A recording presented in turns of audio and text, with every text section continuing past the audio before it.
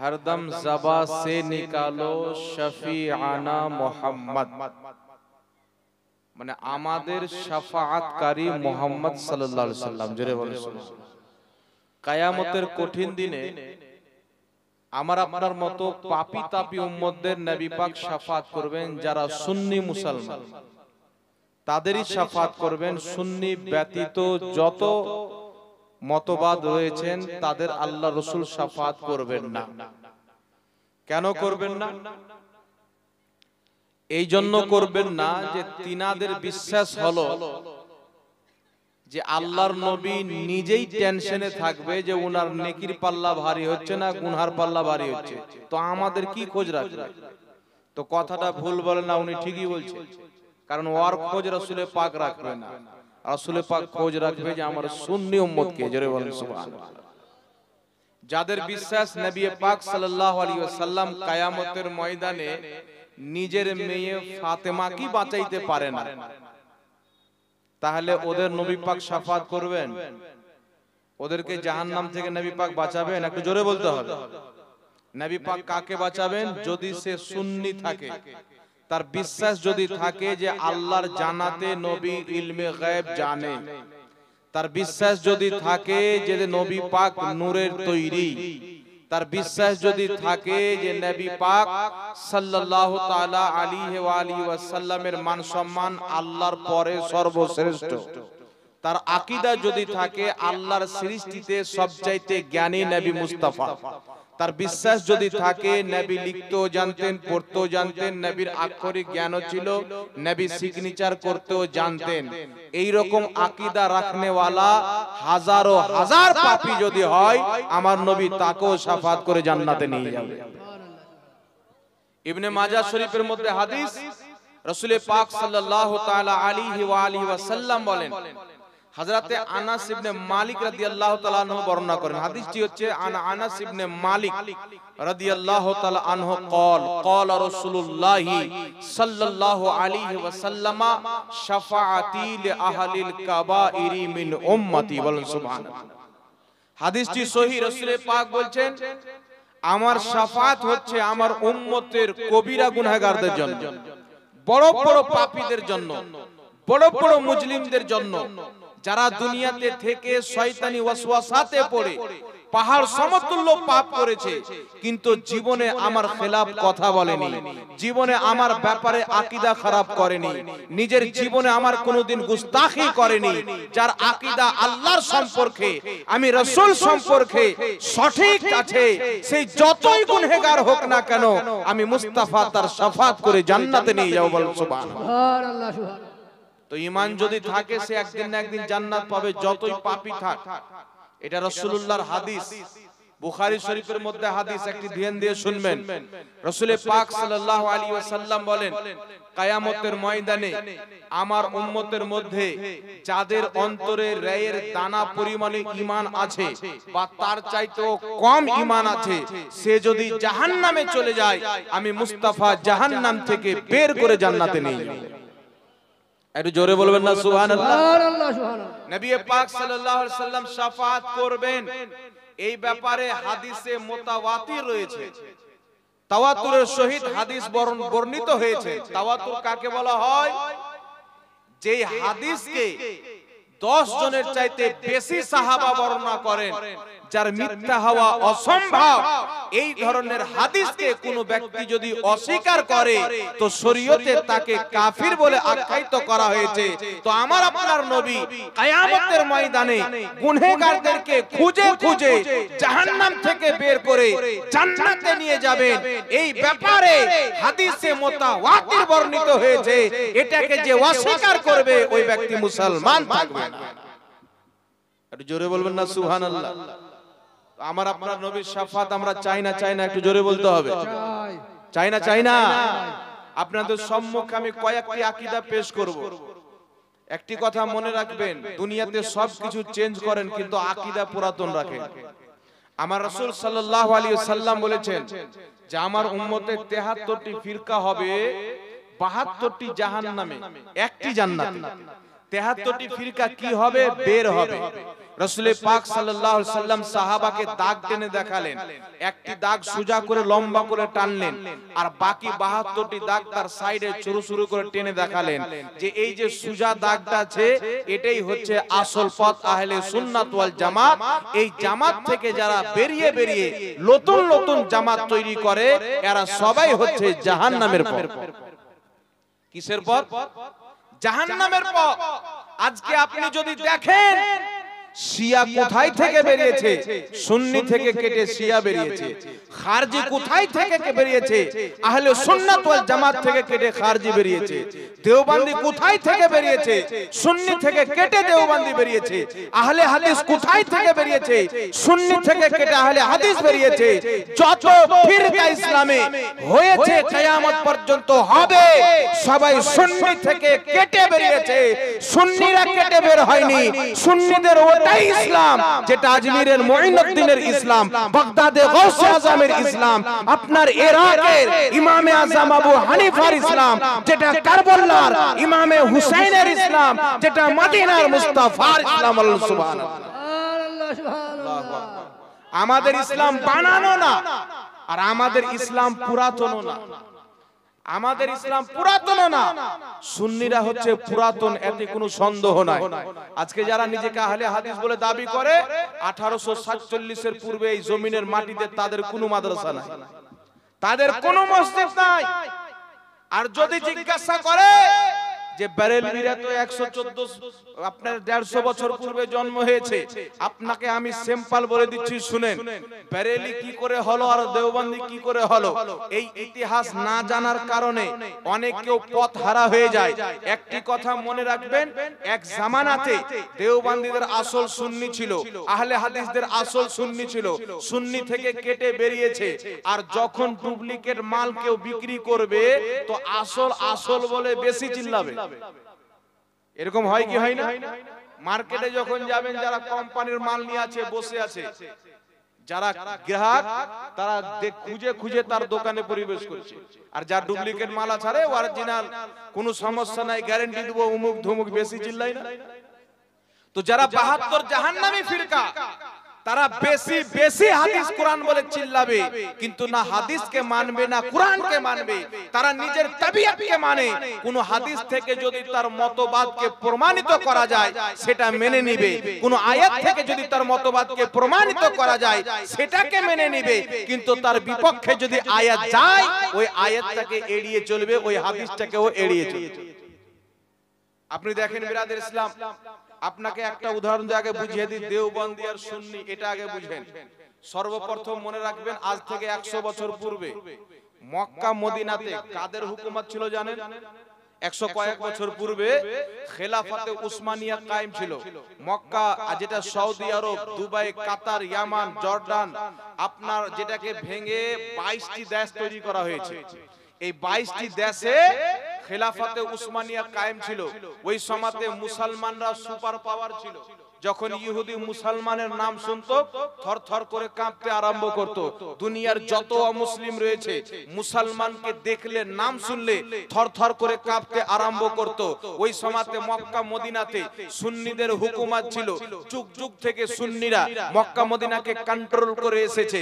তাই জান্নাতুল বাকিতে আজকে থেকে যদি 100 বছর পূর্বে যান, 1922 সালের পূর্বে জান্নাতুল বাকির প্রত্যেকটি কবরের উপরে গুম্বাদ তৈরি করা ছিল। জান্নাতুল মুআল্লার প্রত্যেকটি কবরের উপরে গুম্বাদ তৈরি করা ছিল। হযরতে আমিরে হামজার কবরের উপরে গুম্বাদ তৈরি করা ছিল। হাজারো হাজারো বছর থেকে যখন আমেরিকা চাইলো মুসলমানদের নিশানি মিটিয়ে দিব, যখন ইসরায়েল চাইলো মুসলমানদের নাম ও নিশান মিটিয়ে দিব, তারা সর্বপ্রথম মুহাম্মদ বিন আব্দুল ওয়াহাব নজদিকে খরিদ করে ফতোয়া দেওয়ালো যে দুনিয়াতে যত মাজার আছে সব ভেঙে দিতে হবে। কি করতে হবে? ভেঙে দিতে হবে। এই ফতোয়া কে দেওয়ালো? সৌদি আরবের লোক দেওয়ালো। কাকে খাড়ো করে? আমেরিকার ইসরায়েল, মুহাম্মদ বিন আব্দুল ওয়াহাব নজদিকে আর মুহাম্মদ বিন আলে সৌদকে। মুহাম্মদ বিন সৌদ আর মুহাম্মদ বিন আব্দুল ওয়াহাব নজদি দুইজনকে নিয়ে আমেরিকা বার্তানিয়া মিটিং করলো যে তোমরা খেলাফতে উসমানিয়ার বিরুদ্ধে মানুষকে গুমরা করো। যদি তারা তো তোমরা গুমরা করে সৌদি আরবে কবজা করে নাও। ওই সময় আরবের নাম ছিল হেজাজে মুকদ্দাস। তো তোমাদেরকে কি করব? বলছে মোহাম্মদ বিন আব্দুল ওয়াহাব নজদির মতে শরীয়তকে চালাবো, আর মোহাম্মদ বিন সাউদের আল আওলাদ এই সৌদি আরবের বাদশা হবে। তারা খেলাফতে উসমানিয়াকে ভেঙে সৌদি আরবে তারা কবজা করলো। সৌদি আরবে কবজা করার পূর্বে যুগ যুগ থেকে শত শত বছর থেকে মক্কা মদিনাতে নবী মুস্তাফা সাল্লাল্লাহু আলাইহি ওয়াসাল্লামের জন্মের উপলক্ষে যখন 12ই রবিউল আউয়ালের চাঁদ উঠতো, সৌদি আরবের প্রত্যেকটা বাড়িতে নবী মুস্তাফার নামের পতাকা উজ্জ্বল হয়ে যেত। সুবহানাল্লাহ, সুবহানাল্লাহ। এই বাড়িতে পতাকা লাগানো, মসজিদে পতাকা লাগানো নবী দিবস উপলক্ষে এটা ভারত থেকে চলেনি, পাকিস্তান থেকে চলেনি, বাংলাদেশ থেকে চলেনি। নবীর জন্ম দিবসে আনন্দিত হয়ে বাড়িতে পতাকা লাগানো এটা মক্কা থেকে চলেছে, মদিনা থেকে চলেছে, আপনার আরব থেকে চলেছে। আরবের সমস্ত উলামায়ে কেরাম ঐক্যমত হয়ে ফতোয়া দিয়েছেন নবী দিবসকে কেন্দ্র করে বাড়িতে পতাকা লাগানো জায়েজ রয়েছে। জোরে বলুন সুবহানাল্লাহ। এটা আরবের পূর্বের উলামায়ে কেরামের ফতোয়া। আপনি সিরাতে হালবিয়া পড়লেন, আরবের সমস্ত উলামায়ে কেরাম মিছিল বের করে জমা হতো কোন জায়গাতে? যেই ঘরে আমার আপনার নবী জন্মগ্রহণ করেছিলেন সেই ঘরের নিকটে সবাই মিছিল নিয়ে জমা হতেন। লাখো লাখো লোক একত্রিত হতেন, সুন্দর সুন্দর খাবারের ব্যবস্থা হতো। আর ওই জায়গাতে আরবের বড় বড় ইমামরা নবীর সম্মানের উপরে ফতোয়া দিতেন, মিলাদুন নবীর উপরে বক্তব্য রাখতেন। ওই সৌদি আরবে যুগ যুগ থেকে নবী দিবস পালন করা হয়েছে, মিলাদুন নবী পালন করা হয়েছে। কিন্তু যেই দিন আমেরিকার পাও চাটনেওয়ালা হুকুমত এসেছে, ইসরায়েলের দালালি করনেওয়ালা হুকুমত এসেছে, মিলাদুন নবীকে নাজায়েজ বলে হোলি ডে তারা পালন করছে, শয়তানের দিন পালন করতে আরম্ভ করেছে। রিয়াজের মাটিতে সিনেমা হল খুলেছে, সেখানে আপনার হিরো হিরোইনকে নিয়ে গিয়ে ডান্স করায়। কিন্তু যখন ওই জায়গাকে সুন্নিদের হুকুমত ছিল, নাচ গানা হতো না, ওই জায়গাতে নবী মুস্তাফার মিলাদ পালন হতো। জোরে বলেন সুবহানাল্লাহ, সুবহানাল্লাহ। তো সৌদি আরবের মাটিতে যুগ যুগ থেকে মিলাদুন নবী হয়েছে, কিয়ামও হয়েছে। আর এখন মুন্সি বলছে এটা ভারতে তৈরি হয়েছে, আর বলছে কিয়ামের বয়স হলো 150 বছর। একটা মৌলবি আছে দেখবেন, বলছে কিয়ামের বয়স হলো 150 বছর, স্টেজে বসে মিথ্যা। আমি একটা চ্যালেঞ্জ করে বলে যাচ্ছি যে ওয়াহাবি অতক্ষণ পর্যন্ত ওয়াহাবি হয় না যতক্ষণ পর্যন্ত মিথ্যা বলার মাস্টার না হয়। এদের মাদ্রাসাতে মিথ্যা পড়ানো হয়, তারা মাদ্রাসার বাচ্চাকে শিক্ষা দেয় আমাদের নবীর আক্ষরিক জ্ঞান ছিল না, নবী আল উম্মি, নবী পড়তে জানতো না, লিখতে জানতো না। কিন্তু আল্লাহর কসম খেয়ে বলি, আমাদের মাদ্রাসাতে যখন বাচ্চা ভর্তি হয়, আমরা বাচ্চাকে সর্বপ্রথম শিখাই सबसे आला वाला हमारा नबी, सबसे बाला वाला हमारा नबी, अपने मौला का प्यारा हमारा नबी, दोनों आलम का दूल्हा हमारा। আপনার বাচ্চা যখন ওই মাদ্রাসাতে গিয়ে পড়বে, আমাদের নবী লিখতে পড়তে জানতো না, আক্ষরিক জ্ঞান ছিল না, বলেন আপনার বাচ্চার অন্তরে নবীর ভালোবাসা বাড়বে না নবী ছোট হবে? একটু জোরে বলতে হবে। আল্লাহর কসম খেয়ে বলি, আমি যখন এই বক্তব্যটা শুনলাম, বাংলাদেশে মিজানুর রহমান আজহারি নাম, কিছু লোক বলে মিজানুর রহমান আজহারের ব্যাপারে বলছে, আবে নবীর বিপক্ষে মিজানুর রহমান কি, ওর বাপ যদি বলে ওকে ছাড়বো না। আমার রাসূলের বিপক্ষে বলনেওয়ালা আমার জন্মদাতা যদি বাপ থাকে, আমি তাকে ছেড়ে কথা বলবো না।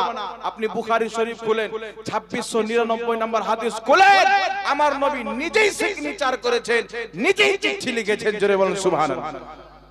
তো বুখারী শরীফের সহিহ হাদিস থাকতে যে ফতোয়া দেয় নবী লিখতে জানতেন না, মুসলমান কথা বলেন। একটা জাল হাদিস যদি কেউ দেখাইতে পারে নবী লিখতে পড়তে জানতো না, 1 লাখ টাকা পুরস্কার দেব। এই মর্মে দুনিয়াতে কোনো জাল হাদিস নাই। কিন্তু বুখারী শরীফের 2699 নম্বর হাদিস বলে, আমার নবী হযরত আলীর হাত থেকে চিঠি নিয়ে মুহাম্মদ রাসূলুল্লাহ শব্দ কাটিয়ে তারপরে লিখলেন মুহাম্মদ ইবনে আব্দুল্লাহ। জোরে বলেন সুবহানাল্লাহ। অনেক শব্দ নবী পাক লিখেছেন। হাদিসটা যদি থাকে খুলে আপনি পড়বেন, যদি না পান তো কন্টাক্ট করবেন, আমি 1 লাখ টাকা পুরস্কার দেব আপনাকে। আর যা মিথ্যুকের সাজা তা আমার সাজা হবে। আরেকটি শুনেন, জগৎ বিখ্যাত ইমাম ইসমাইল হাক্কি রাহমাতুল্লাহ আলাইহি, ইনি বাংলাদেশের ছিলেন না, ভারত পাকিস্তানের ছিলেন না, ইনি হচ্ছেন আরবের মাল। ইনি নিজের কিতাব তাফসিরে রুহুল বয়ানের মধ্যে লিখেছেন যে আমার নবী আক্ষরিক জ্ঞান জানতেন, প্লাস অপরকে শিক্ষাও দিতেন। জোরে বলেন সুবহানাল্লাহ। ইমাম কাজী আয়াদ রাহমাতুল্লাহ আলাইহি শিফা শরীফের মধ্যে লিখেছেন যে আমার আপনার নবী যিনারা কাতিবে ওহী ছিলেন, নবী পাক সাল্লাল্লাহু আলাইহি সাল্লাম হযরতে সাইয়্যিদনা আমিরে মুআবিয়া রাদিয়াল্লাহু তাআলা আনহুকে ডাকলেন। ডাকার পরে শিক্ষা দিচ্ছেন, আমিরে মুআবিয়া বাটাকে এইভাবে লেখো, আলিফটাকে এইভাবে লেখো, আল্লাহ শব্দটাকে সুন্দর করে লেখো, মিমটাকে অন্ধ করিও না। আমার আপনার নবী হযরতে আমিরে মুআবিয়াকে আক্ষরিক জ্ঞান শিক্ষা দিয়েছেন। জোরে বলেন সুবহানাল্লাহ। যারা আক্ষরিক জ্ঞান থাকবে না ও বলতে পারবে বাটা এইভাবে লেখো, আলিফটা এইভাবে লেখো। আমি একটি আপনাকে পয়েন্ট বলে দিচ্ছি, যে পয়েন্টে প্রমাণিত হবে আমার নবী যেই রকম আক্ষরিক জ্ঞান জানতেন, জিবরিল আলাইহিস সালাম জানতেন না, মিকাইল আলাইহিস সালাম জানতেন না, ইসরাফিল আলাইহিস সালাম জানতেন না, ইসরাইল আলাইহিস সালাম জানতেন না, কোন ফেরেশতা আমার নবীর মতন আক্ষরিক জ্ঞান জানে না, কোন মৌলভী জানে না, কোন মুফতি জানে না, কোন মুহাদ্দিস জানে না। কারণ আমার আপনার নবীর দরবারে জিবরিল আলাইহিস সালাম এসে বলছেন, ইয়া রাসূলুল্লাহ আলিফ। আমার নবী বলছেন আলিম তো আমি জেনে গেছি। সুবহানাল্লাহ বলেন। ইয়া রাসূলুল্লাহ লাম। আমার নবী বলছেন আলিম তো জেনে গেছি, আগে বলো। ইয়া রাসূলুল্লাহ মিম। নবী বলছেন আলিম তো জেনে গেছি, আগে বলো। জিবরিল আমিন হয়রান হয়ে গেলেন যে আলিফ লাম মিম এর অর্থ তো আমি জিবরিল জানতে পারলাম না। সূরা ফাতিহা নিয়ে আসলাম, তার মানা আমি জানি। সূরাতুল বাকারার বিভিন্ন আয়াতের অর্থ আমি জিবরিল জানতে পারলাম, কিন্তু আলিফ লাম মিম, আলিফ লাম রা, তা, হা, আইন, সাদ এইগুলো যে হুরুফে মুকাত্তাআত রয়েছে এর অর্থ তো আমি জিবরিল জানি না। তো আমার আল্লাহ তাবারাক ওয়া তাআলা একমাত্র আমার নবী ব্যতীত জিবরিলকে জানালেন না, মিকাইলকে জানালেন না। আল্লাহ তুমি তো কুরআন জানার জন্য অবতীর্ণ করেছো, পড়াশোনার জন্য অবতীর্ণ করেছো, বুঝার জন্য অবতীর্ণ করেছো, কিন্তু আলিফ লাম মিম, আলিফ লাম রা হুরুফে মুকাত্তাআতের মানা দুনিয়াতে কত মুফাসসির এলো এই শব্দগুলোর তাফসীর করতে পারলো না। দুনিয়াতে কত মুতারজিম এলো এই শব্দগুলো অনুবাদ করতে পারলো না। ইয়া আল্লাহ এর মধ্যে রহস্য কি আছে? তো আল্লাহ পাক এটাই বুঝিয়েছেন, শুনো আমার নবী ব্যতীত আলিফ লাম মিম, আলিফ লাম রা এর অর্থ আমি কাউকে জানতে দিইনি, কিয়ামত পর্যন্ত জানতে দিব না, যেন বিশ্ববাসী জেনে নেয় মুহাম্মদুর রাসূলুল্লাহ যেমন আক্ষরিক জ্ঞান জানে পৃথিবীর কেউ জানে না। সুবহানাল্লাহ। আলিফ লাম মিম এর অক্ষর কি অক্ষর না? এর জোরে বলতে হবে। তাহলে আলিফ লাম মিম অর্থ, এর অর্থ জিবরিল আলাইহিস সালামকে আমার আল্লাহ জানে না, দুনিয়ার কোনো মুফাসসির জানে না, দুনিয়ার কোনো ডক্টর জানে না, দুনিয়ার কোনো মুহাদ্দিস জানেন না। জানেন তো একমাত্র কে? মুহাম্মদুর রাসূলুল্লাহ। তাহলে চিন্তা করেন আমাদের নবী কত বড় আক্ষরিক জ্ঞান জাননেওয়ালা। যে অক্ষরগুলির জ্ঞান জিবরিল আমিন জানতে পারেন না, মিকাইল জানতে পারেন না, কোন মানুষ জানতে পারেন না, কোন মুহাদ্দিস মুফাসসির জানতে পারেন না। আমার আল্লাহ আমার নবীকে জানিয়ে প্রমাণ করে দিয়েছে আমার মুস্তাফার মতো আক্ষরিক জ্ঞানও কেউ জানে না, আমার মুস্তাফার মতো লিখতেও কেউ জানে না। জোরে বলেন সুবহানাল্লাহ। তাহলে আকীদা শুদ্ধ কত হবে বাবজি? নবী লিখতে পড়তে জানতেন না, নবীর আক্ষরিক জ্ঞান ছিল না, এই মর্মে কোন জাল হাদিস নাই, কোন মৌলভীর কোন ফতোয়া নাই, কিন্তু বুখারী শরীফের সহিহ হাদিস 2699 আমার নবী নিজে সিগনেচার করেছেন। তাফসীর রুহুল বয়ানের মধ্যে আছে আমার নবী আক্ষরিক জ্ঞান জানতেন, অপরকে শিক্ষা দিতেন। ইমাম কাজী আয়াজ রাহমাতুল্লাহ আলাইহি শিফা শরীফের মধ্যে লিখেছেন আমার নবী আক্ষরিক জ্ঞান জানতেন, অন্য সাহাবীকে লিখতে শিখাতেন। তাহলে প্রমাণ হলো যারা বলে নবী লিখতে পড়তে জানতেন না, এই আকীদা হচ্ছে নিকৃষ্ট বিদআতি আকীদা। যারা বলে নবী লিখতে পড়তে জানতো, এই আকীদা হচ্ছে সহিহ আকীদা। বলেন সুবহানাল্লাহ। তাহলে আপনি কোন আকীদা মানলে নবীর দিওয়ানা হবে? বিদআতি কাকে বলে স্পষ্ট জানলেন। বিদআত প্রত্যেক ওই নতুন জিনিসকে বলে, যে এমন কোন জিনিস কেউ আবিষ্কার করলো বা এমন কেউ আকীদা বানালো যে আকীদাতে নবীর কোন সুন্নাতকে মিটিয়ে দেয় বা নবীর কোন আসর দেওয়া আকীদাকে মিটিয়ে দেয়। আমার নবী আকীদা দিয়েছেন যে আমি আক্ষরিক জ্ঞান রাখি, আমার নবী আকীদা দিয়েছেন যে আমি আক্ষরিক জ্ঞান জানি, নবী সিগনেচার করেছেন। এখন যারা প্রচার করে নবী লিখতে পড়তে জানতো না, এরা বিদআতি আকীদা প্রচার করে, শয়তানদের আকীদা প্রচার করে। এই বিশাল বড় ষড়যন্ত্র যেটা আমেরিকা, ইসরায়েল, ব্রিটেনিয়া থেকে চলেছে যে মুহাম্মাদের মহব্বত যদি মুসলমানের অন্তর থেকে বের করতে হয়। কারণ আজকে থেকে প্রায় কমবেশ 100 বছর পূর্বে আল্লামা ইকবাল বলেছিল, ফাঁকা কাশ जो मौत से डरता नहीं जरा रूहे मुहम्मदी उसके बदन से निकाल दो। मुसलमान के ना खिलिए रख लो, তারা যুদ্ধ থেকে পালিয়ে যাবে না, কাউকে ভয় করবে না। মুসলমানকে যদি হারাতে হয় তাদের অন্তরে যে মুহাম্মদ আরবির মহব্বত আছে, তাজিম আছে, সেই মহব্বতকে বের করে নাও, তাজিমকে বের করে নাও, তারা অটোমেটিক মরে যাবে। তাই আমেরিকা, ইসরায়েলরা কি করলো?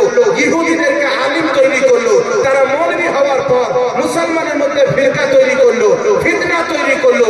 আমার আপনার নবীকে সর্বপ্রথম সাধারণ মানুষ বানার চেষ্টা হলো, নবীর গুণাবলীকে শেষ করা হলো, যেন নবী মুস্তাফাকে মানুষ এমন ভাবে মানে যেমন একটা সিম্পল লোককে মানে। মুহাম্মাদের মহব্বত যদি অন্তর থেকে বেরিয়ে যায়, মুসলমান নিস্ত নাবুদ হয়ে যাবে। আজকে দেখেন যেখানে তাকান মুসলমানকে মারা হচ্ছে, ভারতে মুসলমানের উপর অত্যাচার, মিয়ানমারে মুসলমানের উপর অত্যাচার, আপনার ফ্রান্সে মুসলমানের উপর অত্যাচার, যেই দিকে তাকান মুসলমানের উপর অত্যাচার কেন?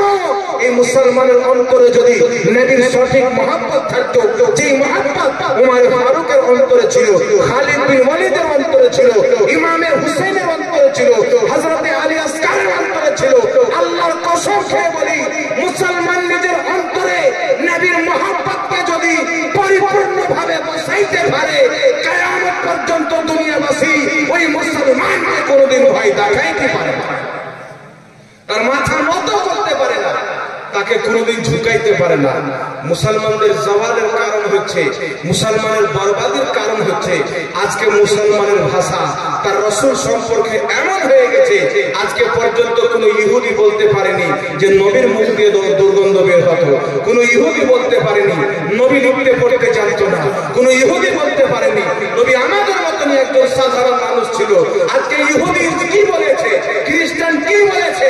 যখন জাহান্নাম নামক কিতাব একজন ঈসাই লিখলো, 100 জন মহান ব্যক্তির প্রশংসা লিখতে গিয়ে সেই চিন্তা ভাবনা করে সর্বপ্রথম আমার আপনার নবীর নামকে লিখে প্রমাণ করে দিল আমি ঈসাই হতে পারি, কিন্তু মুহাম্মাদের মতন ব্যক্তি এই দুনিয়াতে জন্ম হয়নি, কিয়ামত পর্যন্ত জন্ম হবে না। বলেন সুবহানাল্লাহ। নারায়ে তাকবীর, নারায়ে রিসালাত, মাসলাকে আলা হযরত উলামায়ে আহলে সুন্নাহ হযরত আল্লামা মুফতি জাহাঙ্গীর আলম সাহেব, নারায়ে তাকবীর, নারায়ে রিসালাত।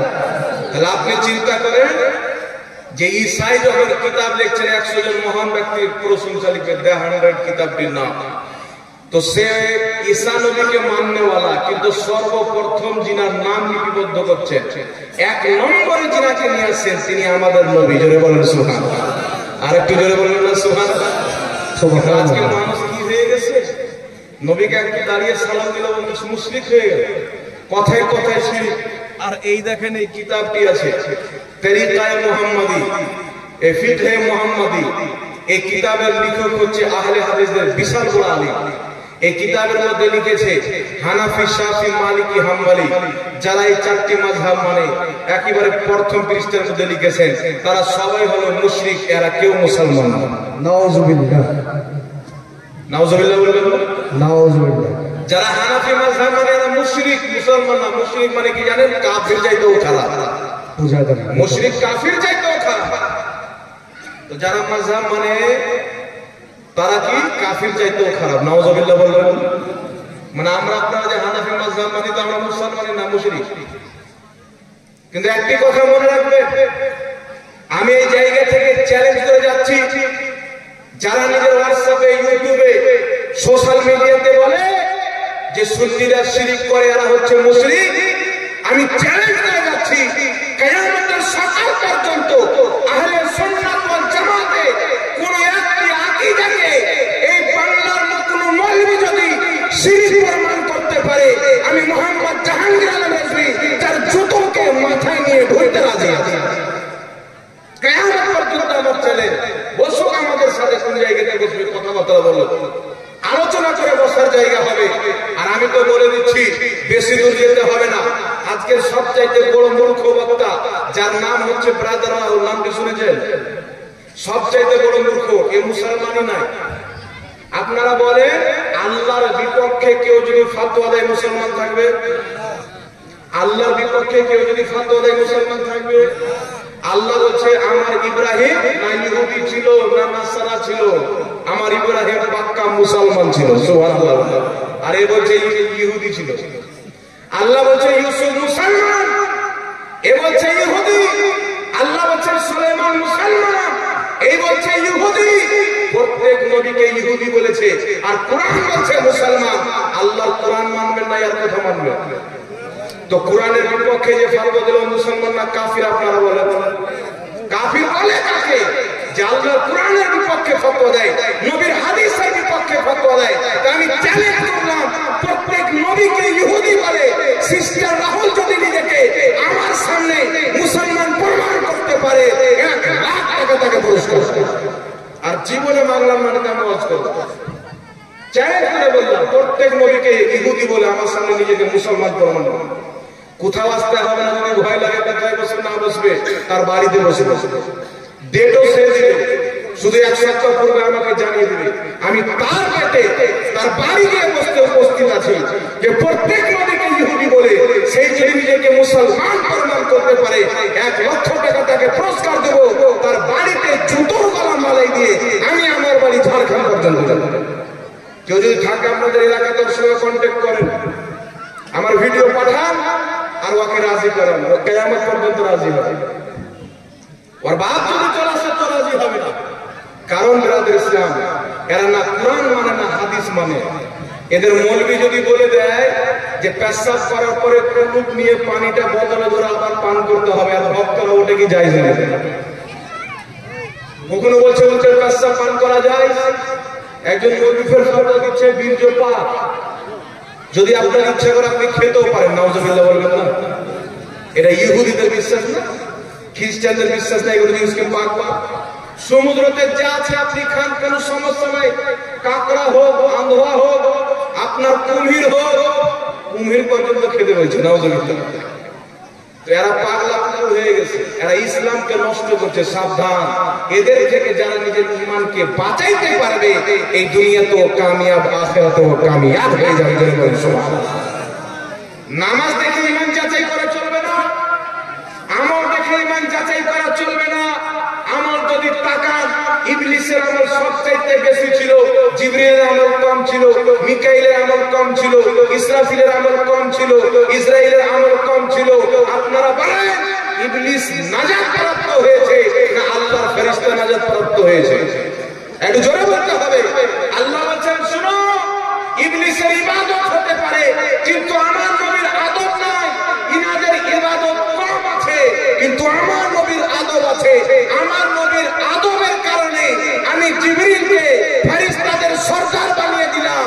আমার নবীর অপমাননার কারণে ইবলিসকে আমি শয়তান বানিয়ে দিলাম। জোরে বলেন সুবহানাল্লাহ। আল্লাহ আমাদের জন্য মসজিদ রেখেছেন, এইগুলো জিনিস আমাদেরকে পড়তে হবে, এইগুলো জিনিস আমাদেরকে বুঝতে হবে। যদি এইগুলো জিনিস আমরা না পড়ি, না বুঝি, ভাবছি ঈমান বাঁচবে না। একটি কথা মনে রাখবেন, একটি আকীদা বললাম, 2টি আকীদা হলো। একটি আমার নবী লিখতে জানতেন, এর পক্ষে দলিল আছে। লিখতে জানতেন না, এর পক্ষে কোনো দলিল নাই। ইব্রাহিম আলাইহিস সালাম সহ ইউসুফ আলাইহিস সালাম, সুলাইমান আলাইহিস সালাম, ইনারা মুসলমান ছিলেন। কোরআনটাকে আল্লাহ প্রকাশ্য বলেছেন। এর বিপক্ষে যে বলবে প্রত্যেক নবী ইহুদি, আর ঈমান নাই, ও কোনোদিন মুসলমান থাকতে পারে না। এই রকম মৌলবীকে যারা অনুসরণ করবে তাদেরও ঈমান টিকবে না। বুঝতে পারছেন আমার কথা? এইবার আপনাদের সম্মুখে আরেকটি মশলা ক্লিয়ার করতে চাই। বাকি আমাদের নবী নূরের তৈরি না মাটির তৈরি? আমি আপনাদের সম্মুখে আজকে না মোটামুটি কমবেশ 1300 বছর পূর্বে আকীদা বয়ান করব। এখন আমার দিকে তাকাইতে হবে, 1300 বছর পূর্বে আকীদা কি ছিল? আমার দিকে লক্ষ্য করেন। ইমামে আজম আবু হানিফা রাহমাতুল্লাহ আলাইহি, নাম শুনেছেন? বাকি নাম শুনেছেন? ইমামে আজম আবু হানিফা রাহমাতুল্লাহ আলাইহি কে ছিলেন?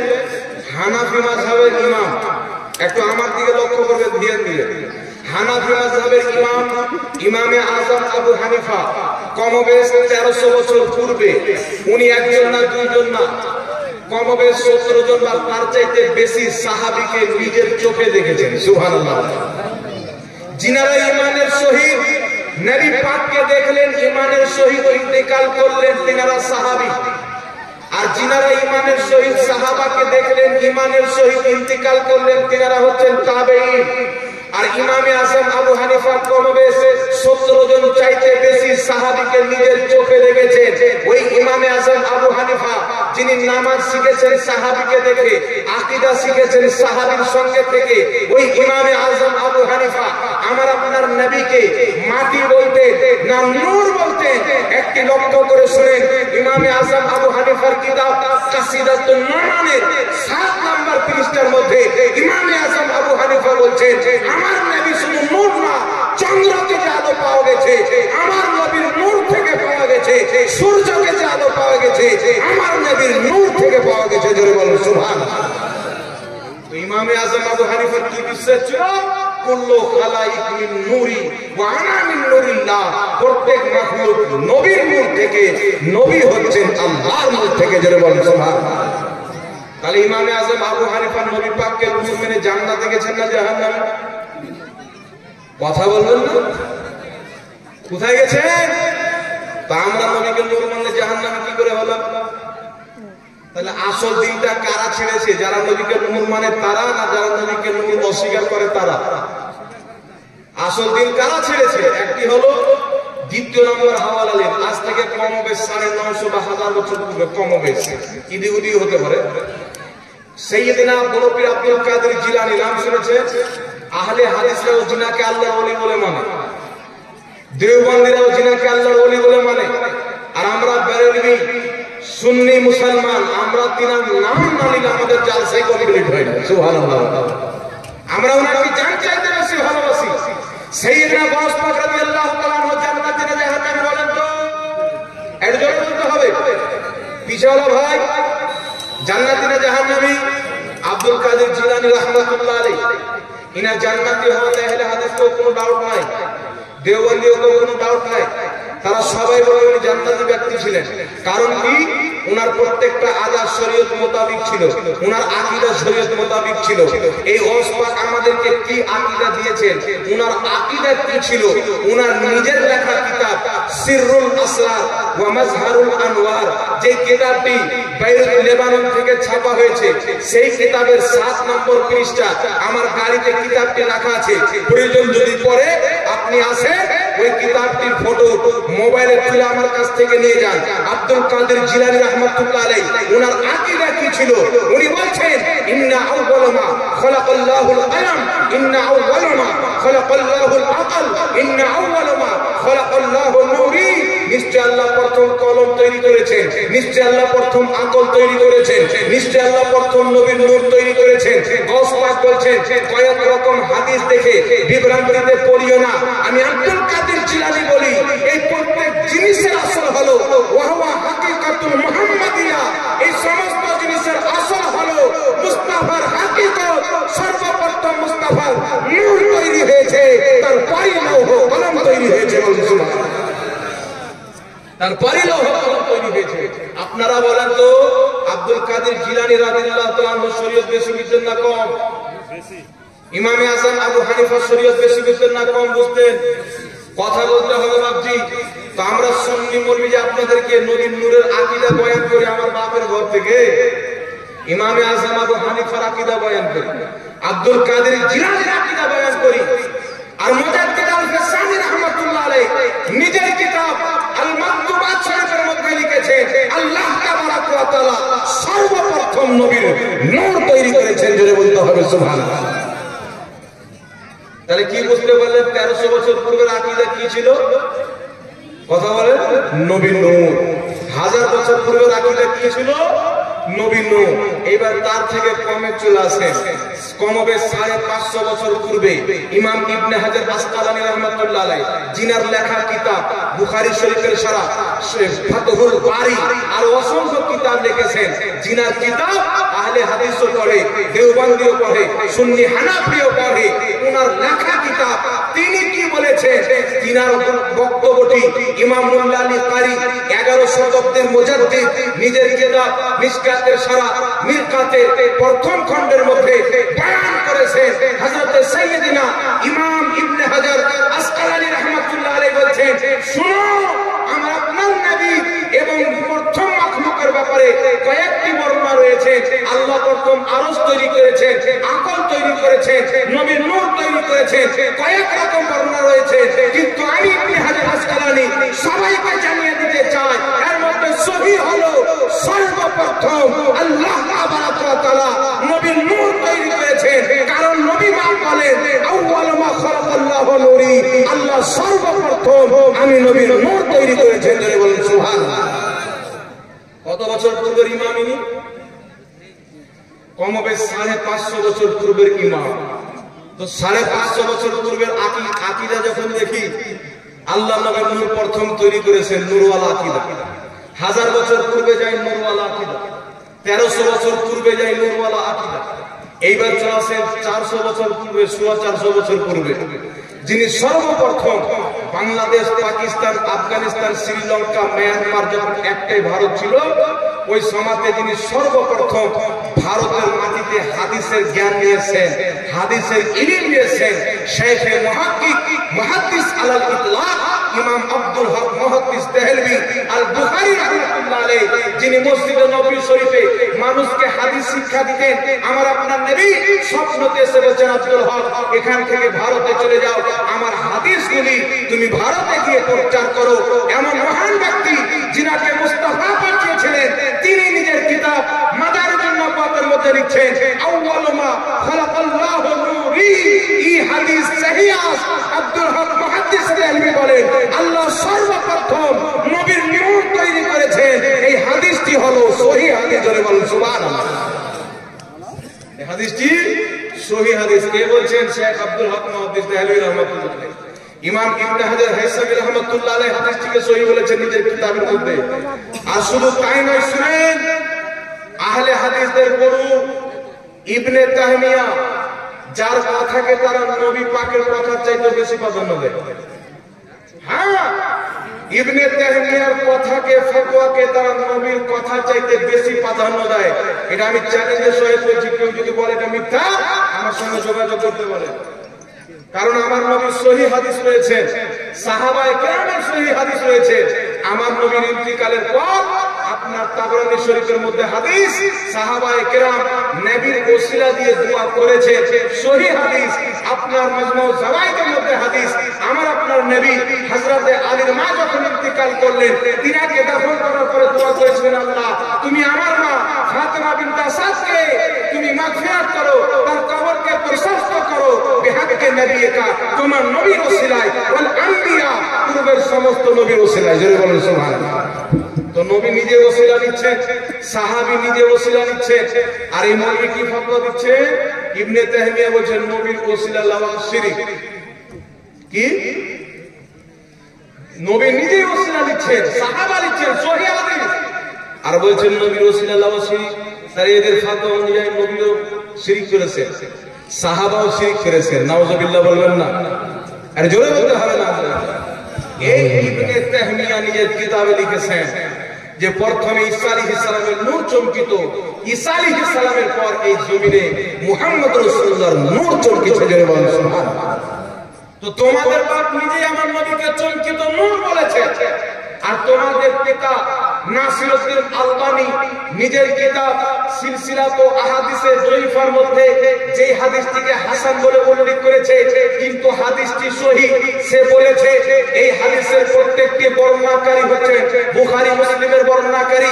এখানে উলামায়ে কেরাম রয়েছে, জিজ্ঞাসা করেন যে হাদিসের প্রত্যেকটা বর্ণনাকারী বুখারী মুসলিমের বর্ণনাকারী হয়, ওই হাদিসটি সহিহ হয়। জোরে বলেন সুবহানাল্লাহ। হাদিসটি কি? দালাইলুন নবুওয়াতের পঞ্চম খণ্ডের মধ্যে ইমাম বাইহাকী রাহমাতুল্লাহ আলাইহি লিখতেছেন, হাদিসটি উল্লেখ করছেন হযরতে আদম আলাইহিস সালাতু ওয়াস সালামকে সমস্ত মানব জাতির আত্মা দেখানো হলো, তার মধ্যে তিনি একটা চমকিত নূর দেখলেন। জিজ্ঞাসা করলেন, ইয়া রাব্বি মান হাযা, ইয়া আল্লাহ এই চমকিত নূরটা কে? আল্লাহ বলেন, হাযা ইবনুকা আহমদ, এটা তোমার ছেলে আহমদ, ওয়া হুয়া ইসমুস সামায়ে আহমদ, জিনার নাম আকাশে আহমদ, ওয়া হুয়া ইসমুল আরদে মুহাম্মদ, জিনার নাম জমিনে মুহাম্মদ, হুয়াল আউয়ালুহু ওয়াল আখিরুহু, জিনাকে প্রথম সৃষ্টি করেছি সবার শেষে পাঠাবো, ওয়া হুয়া আউয়ালুস শাফি, আর কিয়ামতের ময়দানে জিনাকে প্রথম শাফাআতকারী বানাবো, তিনি হচ্ছে মুহাম্মদ রাসূলুল্লাহ সুবহানাল্লাহ। আলবানী নিজে হাদিসটিকে হাসান বলে উল্লেখ করেছেন, হাসান সহিহ। তাহলে চিন্তা করেন, যাদের বাপ দাদা নবীকে নূর লিখে রেখেছেন, সাধারণ মানুষকে মানুষের ঈমান চুরি করার জন্য, সাধারণ মানুষকে বেঈমান বানানোর জন্য, পথভ্রষ্ট করার জন্য আজকে নতুন আকীদা দিচ্ছে নবী মাটির তৈরি। দলিল কি? কুরআন থেকে যুক্তি দেয়, হাদিস থেকে যুক্তি দেয়। কিন্তু আজকে থেকে 100 বছর পূর্বে, 200 বছর পূর্বে, 300 বছর পূর্বে, 500 বছর পূর্বে, 1000 বছর পূর্বে, 1400 বছর পূর্বে এমন কোন মাওলানা বা ইমাম মুহাদ্দিসিন যায়নি যে নবীকে মাটি বলেছেন, যে নবীকে নিজের মতন মানুষ বলেছেন। আল্লাহর কসম খেয়ে বলি, আজ থেকে নিয়ে 1450 বছর পর্যন্ত যারা আমার নবী সৃষ্টিকে নিয়ে আলোচনা করেছেন, বলতে বাধ্য হয়েছে তেরি নসলে পাক মে হে বচ্চা বচ্চা নূর কা, তু হে আইনে নূর, তেরা সব ঘরানা নূর। জোরে বলবেন না সুবহানাল্লাহ। যারাই আমার নবীর সৃষ্টিকে নিয়ে আলোচনা করেছে সবাই নবী পাককে নূর লেগেছেন। এখন ইমামে আজম আবু হানিফা আমাদেরকে ভুল বুঝিয়ে গেছেন, শেখ আব্দুল কাদের জিলানী আমাদেরকে ভুল বুঝিয়ে গেছেন, হযরতে মুজাদ্দিদ আলফে সানি আমাদেরকে ভুল বুঝিয়ে গেছেন, হযরতে ইমাম ইবনে হাজার আসকালানী আমাদেরকে ভুল বুঝিয়ে গেছেন, হযরতে ইমাম কাসতালানী মাওয়াহিবুল্লাহ দুনিয়ার মধ্যে নবীকে নূর লেখা আমাদেরকে ভুল বুঝিয়ে গেছেন, ইমাম জুরকানি সারা মাওয়াহিবুল্লাহ দুনিয়ার মধ্যে নবীকে নূর লেখা আমাদেরকে ভুল শিক্ষা দিয়েছেন, হযরতে ইমাম আব্দুল হক মুহাদ্দিস দেহলভী নবীকে নূর লেখা আমাদেরকে ভুল শিক্ষা দিয়েছেন। সবাই ভুল করেছে, আর আজকে সাধুর বেটা জন্ম নিয়েছে, আজকে সাধুর বেটা জন্ম নিয়েছে যে দেখে কোরআন করার ক্ষমতা নাই। এখানে আমি চ্যালেঞ্জ করে বলছি, আমার কথা ইউটিউবে যাবে, আমি চ্যালেঞ্জ করে বলেছি যে রাহুল নামক ব্যক্তি যদি 1 পৃষ্ঠা বাগদাদি কায়দা শুদ্ধভাবে আমার সামনে পড়ে যাবে, 1 লাখ টাকা দেবে। কসম খেয়ে বলছি, আল্লাহর কসম খেয়ে বলছি, 1 লাখ টাকা দেবে। আমি গাড়ি কিনেছি 1 লাখ টাকা পকেটে রেখে কিনেছি, কারণ সব সময় আমি 1 লাখ টাকা চ্যালেঞ্জ দিই, জান্নাত পাবে দিতে হবে। কিন্তু আমাকে বিশ্বাস আছে আমাকে লাগবে না, ওর বাপও পারবে না প্রমাণ করতে, ও তো পড়তেই পারবে না। ও একটা হাদিস বলছে কুল্লু খামরুন হারাম, কুল্লু মুসকির। একটা বাচ্চা তালবিলিও জানে যে কুল্লু আছে, আপনার খামার যদি থাকে তো খামরিন করতে হবে, ওখানে মুশকিল করতে হবে, কুল্লুর পরে মুশকিল শব্দ যদি আসে। আর ওখানে বলছে কুল্লু খামরুন, তো গ্রামারও জানেন না। ওকে জিজ্ঞাসা করেন কোন মাদ্রাসায় পড়েছেন, আমি কোনো মাদ্রাসা পড়ি না। বক্তব্য কোথায় শিখলে? এই আমাদের হুজুরদের বই টই পড়ে কিছু শিখলাম, ওই বক্তা হয়ে গেল। তো আহলে হাদিসের যত বক্তব্য দেখবেন, বক্তা দেখবেন সব জাহিল, এরা মাদ্রাসায় খুব কম পড়েছে। কেউ বলবে যে আমি বিএড কমপ্লিট করেছি, কেউ বলবে আমি এমএ কমপ্লিট করেছি, কেউ বলবে উচ্চ মাধ্যমিক কমপ্লিট করেছি, আর বক্তা হয়ে গেছে। কি করে বক্তা হলে? কেউ আব্দুর রাজ্জাক বিন ইউসুফের বই পড়ে বক্তা হয়ে গেছে, কেউ জাহাঙ্গীর খন্দকারের বই পড়ে বক্তা হয়ে গেছে। চিন্তা করেন। আর এর সবচেয়ে বড় মুকাল্লিদ ওই যে ও আব্দুর রাজ্জাক বিন ইউসুফের লেখা বই পড়ে বক্তা হয়ে গেল, ও যেটা লিখছে ওটাই কি সহি বলে মানে? তো ও কার অন্ধবিশ্বাসী হলো? অন্ধ মুকাল্লিদ কার হলো? আব্দুর রাজ্জাক বিন ইউসুফের হলো না? আর আমরা ইমামে আজম আবু হানিফার তাকলিদ করি তো ব্যথা হয়ে যায়। কিছুদিন পূর্বে আমার মোবাইলে একটা পোস্ট এসেছে বাংলাদেশ চট্টগ্রাম থেকে, পোস্ট পাঠিয়েছে আব্দুর রাজ্জাক বিন ইউসুফ বলছে, ইমামে আজম আবু হানিফার কথা যদি তোমাদের জন্য দলিল হয়, আব্দুল কাদের জিলানীর কথা যদি তোমাদের জন্য দলিল হয়, তো আমি আব্দুর রাজ্জাক বিন ইউসুফের কথা কেন দলিল হবে না?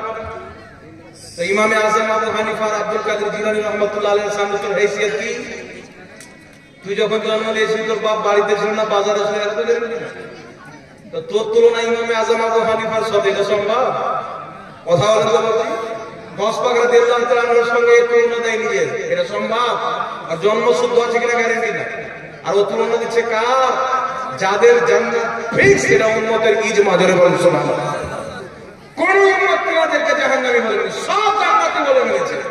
জিনাদের ব্যাপারে আমার আল্লাহ বলছে, ইন্নাল্লাহ তাআলা ক্বাল মান আদালি ওয়ালিয়ান ফাকাদ আযানতুহু বিল হারব। বুখারীর হাদিস। আল্লাহ বলেন যে আমার ওলির সঙ্গে দুশমনি করলো, আমি আল্লাহ তার সঙ্গে যুদ্ধ ঘোষণা করলাম। জোরে বলেন না সুবহানাল্লাহ। এই কাঠমুন্সি বলছে তাকলিদ করা চলবে না, আর এর নিজে ওদের কাঠমুন্সির তাকলিদ করে। একটি কথা মনে রাখবেন, মাযহাব আমরাও মানি, মাযহাব তারাও মানে, কিন্তু আমরা জগৎ বিখ্যাত তাবি ইমামে আযম আবু হানিফার মাযহাব মানি, আজকে বলা আজকের কাঠমুন্সিদের মাযহাব মানি। আর ইমামে আযম আবু হানিফা কে ছিলেন? বিখ্যাত তাবি। আমার কাছ থেকে একটা কথা শুনে যান, এটা আমি চ্যালেঞ্জ দিয়ে বলছি, দুনিয়াতে সবারই নামাজ ভুল হতে পারে, হানাফিদের নামাজ কোনোদিন ভুল হবে না। হানাফিদের নামাজ কোনোদিন ভুল হতে পারে না, কারণ তুমি নামাজ শিখেছো তোমার বাপের বই পড়ে, তোমার শাইখের বই পড়ে, তোমার মুর্শিদ বই পড়ে, মৌলবীর বই পড়ে। ইমামে আযম আবু হানিফা কোন বই পড়ে নামাজ শিখিনি। ইমামে আযম আবু হানিফা আল্লাহর নবীর সাহাবাকে দেখে নামাজ শিখেছে, বলেন সুবহানাল্লাহ। উনি বিখ্যাত তাবী, 70 জনের চাইতে বেশি সাহাবীকে যেইভাবে নামাজ পড়তে দেখেছেন আবু হানিফা, সেইভাবে নামাজ তৈরি করেছেন, সেইভাবে নামাজ পড়েছেন। ইমামে আযম আবু হানিফা আনাস বিন মালিককে নামাজ পড়তে দেখেছেন।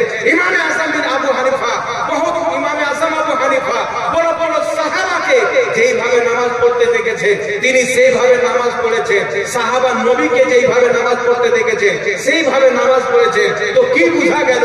আবু হানিফার নামাজ সাহাবার নামাজের মতো, সাহাবার নামাজ নবীর নামাজের মতো, হানাফিদের নামাজ ইমামে আযম আবু হানিফার নামাজের মতো। তো বোঝা গেল হানাফিদের নামাজ এটা কানার নামাজ না, এই নামাজটাই হলো মুহাম্মদ রাসূলুল্লাহ। আর একটু জোরে বলবেন না সুবহানাল্লাহ। আচ্ছা আপনারা বলেন তো বাবজি, এখন যদি আপনাকে আমি নামাজের আরকানগুলি বলি, হতে পারে আপনি শুনতেও ভুল করতে পারেন, আমি বলতেও ভুল করতে পারি, ঠিক না বেঠিক? কিন্তু যখন আপনি ডাইরেক্ট কোন সাহাবীকে নামাজ পড়তে দেখবেন, কয়েক বছর থেকে পিছনে নামাজ পড়বেন, আপনার ভুল হবে। ইমামে আযম আবু হানিফা কত কত বছর সাহাবার পিছনে নামাজ পড়েছেন, একটা না দুটো না, 70 জনের চাইতে বেশি সাহাবার পিছনে নামাজ পড়েছেন, সুবহানাল্লাহ। তাহলে ওনার নামাজ ভুল হবে? এটা জোরে বলবেন না? ইমামে আযম আবু হানিফা দেখেছেন 70 জনের চাইতে বেশি সাহাবী যাকেই দেখেছেন তিনারা আমিন বলতেন আস্তে, নাভির নিচে হাত বাঁধতেন, ইমামের পিছনে কিরাত করতেন না। ইমামে আযম আবু হানিফা সাহাবাকে যেমন দেখেছেন তেমন ভাবেই নামাজ পড়ে, জোরে বলেন সুবহানাল্লাহ। আর যারা ইমামের পিছনে কিরাত করে, ইমামের পিছনে সূরা ফাতিহা না পড়লে নামাজ হবে না, এরকম কোনো জাল হাদিসও নাই। দেখার 6টা সহিহ হাদিসের বই কেউ 1 লাখ টাকা নিয়ে যান, যে আমার নবী বলেছেন ইমামের পিছনে যে সূরা ফাতিহা পড়বে না তার নামাজ হবে না। জাল হাদিস দেখাইতে পারবে না। দলিল কি? বুখারীর হাদিস। রাসূল বলেছেন যে ব্যক্তি সূরা ফাতিহা পড়লো না তার নামাজ ভালো না। আপনারা বলেন তো হাদিস কি একটাই আছে না আরো আছে? কথা বলতে হবে। আমার নবী বলছেন যে ব্যক্তি সূরা ফাতিহা পড়লো না তার নামাজ ভালো না।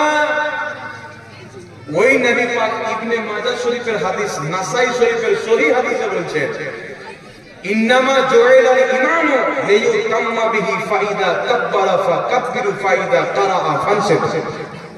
ওই নবী বলেন ইমাম এই জন্য যে তাকে অনুসরণ করতে হবে, সেই যখন তাকবীর পাঠ করবে তুমিও তাকবীর পাঠ করো, ফাইদা কারাআ সেই যখন কিরাত করবে ফানসিত তুমি চুপচাপ শোনো, জোরে বলুন সুবহানাল্লাহ। আর একটু জোরে বলুন না সুবহানাল্লাহ। তাহলে কি বোঝা গেল? এক জায়গায় নবী পাক বলেছেন যে সূরা ফাতিহা পড়লো না তার নামাজই হলো না, আর এক জায়গায় বলছে ইমাম যখন কিরাত করবে চুপচাপ শোনো। তো বোঝা গেল যে একা একা নামাজ পড়বে, সূরা ফাতিহা পড়লো না তার নামাজই হলো না, আর যে ইমামের পিছনে সূরা ফাতিহা পড়বে তার নামাজ চলে যাবে। আরেকটি হাদিস শুনেন তিরমিজি শরীফ, হযরত জাবির ইবনে আব্দুল্লাহ রাদিয়াল্লাহু তাআলা আনহু জগৎ বিখ্যাত মুজতাহিদ তবকার সাহাবী, তিনি বলেন যে ব্যক্তি সূরা ফাতিহা পড়লো না তার নামাজ হলো না, ইল্লা আইয়াকুনা ওয়ারা আল ইমাম, কিন্তু ইমামের পিছনে যদি থাকে তো পড়তে হবে না, জোরে বলেন সুবহানাল্লাহ। ইমাম তিরমিজি বলেন হাযা হাদিসুন সহিহুন, এই হাদিসটি সহিহ, একটু জোরে বলেন না সুবহানাল্লাহ। তাহলে কি বুঝতে পারা গেল? যে ব্যক্তি একা নামাজ পড়বে সূরা ফাতিহা পড়বে না তার নামাজ হবে না, ইমামের পিছনে সূরা ফাতিহা চলবে না। এটা আমার নবী বলেছেন, এটা আল্লাহর নবীর সাহাবা বলেছেন, অসংখ্য সহিহ হাদিস থেকে প্রমাণিত। যারা বলে ইমামের পিছনে সূরা ফাতিহা পড়তে হবে, ওয়াজিব আর ফরজ মানে নিয়েছে, এদের নামাজই আল্লাহর দরবারে কবুল হয় না। এদের নামাজ নবীর হাদিসের বিপক্ষে, সাহাবার হাদিসের বিপক্ষে। তাই বিরাদর ইসলাম, হানাফি মাযহাবের নামাজ এটা বানানো নামাজ না, জগৎ বিখ্যাত ইমাম মোল্লা আলী কারি রাহমাতুল্লাহ আলাইহি, যিনি 11 শতাব্দীর মুজাদ্দিদ, তিনি হানাফি মাযহাবকে ফলো করতেন। ইমাম বদরুদ্দিন আইনি রাহমাতুল্লাহ আলাইহি, যিনি বুখারী শরীফের সারা উমদাতুল কারি লিখেছেন, তিনি হানাফি মাযহাবকে ফলো করতেন। একটু জোরে বলতে হবে সুবহানাল্লাহ।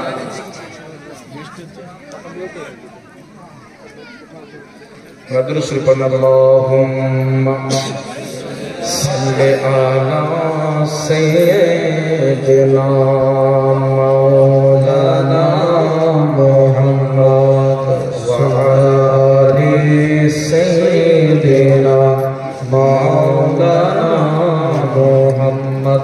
আচ্ছা বৃষ্টি বেশি হচ্ছে নাকি? দু চারটি কথা শুনলেন। আমি একটা ইতিহাস বলার চেষ্টা করেছিলাম যে দেওবন্দি বেরেলি। একটি কথা মনে রাখবেন, আমাদের বেরেলির নাম পড়া প্রায় 100 বছরের কিছু পূর্বে, কিন্তু আসলে আমাদের নাম কি? আহলে সুন্নাত ওয়াল জামাত। কি নাম?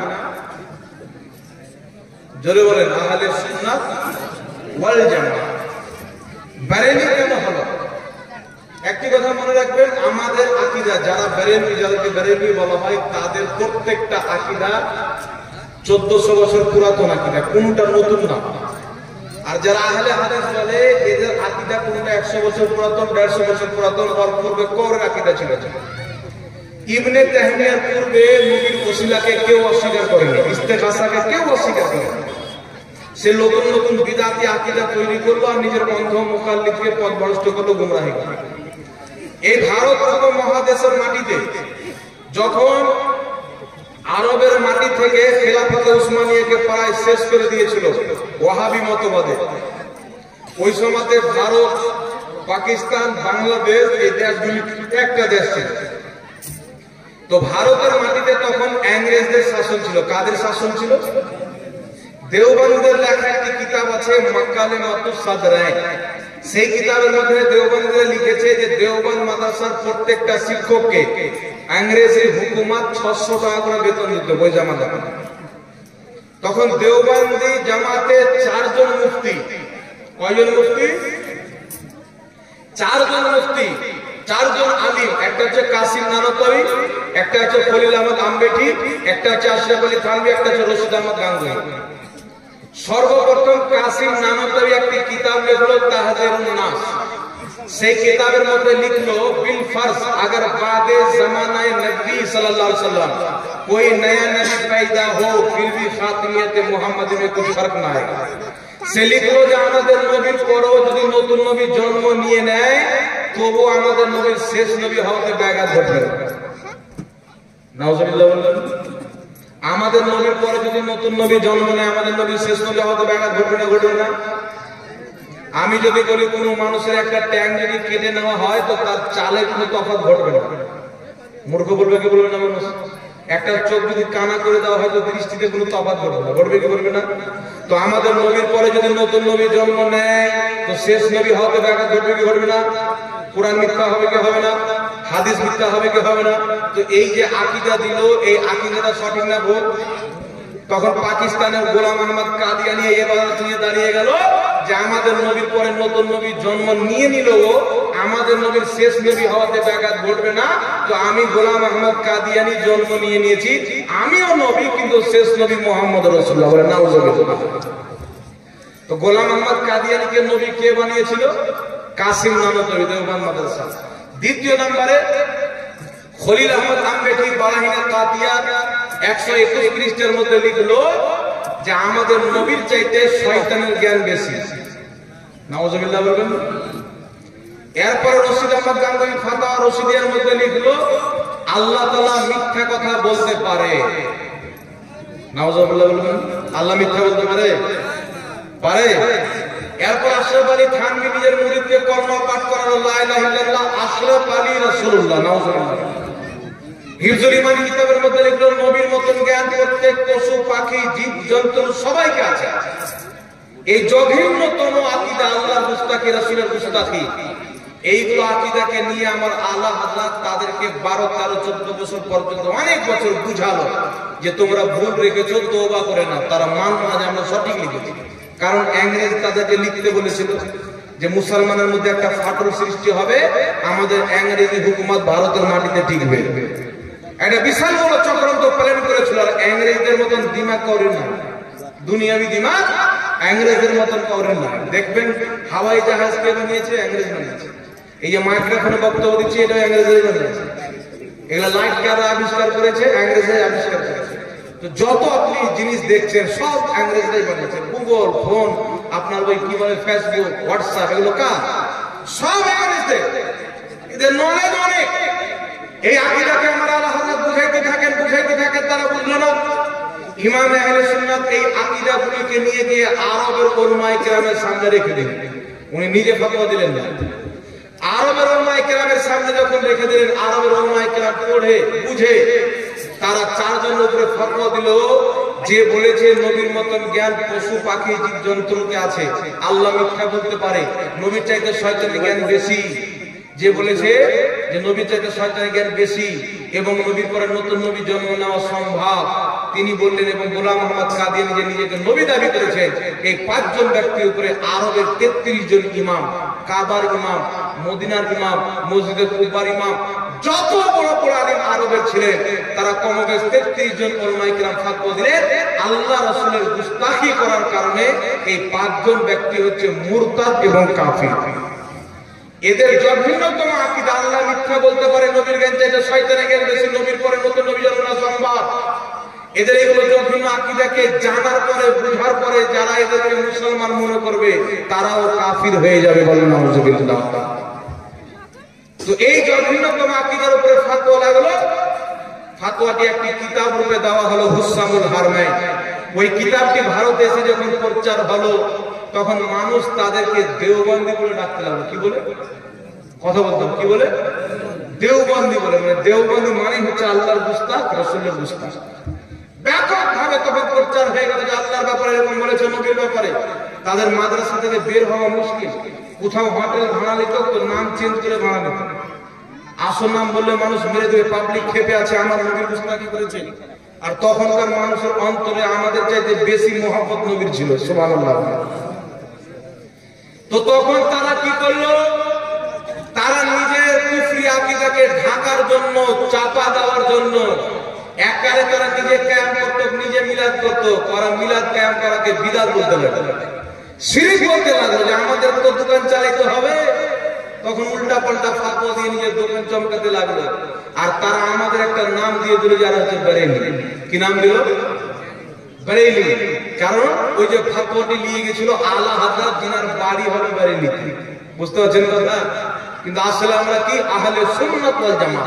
তবুও যদি আমাদেরকে বেরেলি বলে, আলা হযরতের শহরের নিসবতে আমাদের কোনো দ্বিধা নাই। কারণ আল্লাহ পাক মদিনার কসম খেয়েছি কি খাইনি? মক্কার কসম খেয়েছি কি খাইনি? কারণ মক্কা মদিনাতে আমার রাসূল চলাচল করেছেন। বেরেলি শরীফের সরজমিনে আল্লাহর বিখ্যাত ওলি আলা হযরত চলাচল করেছেন।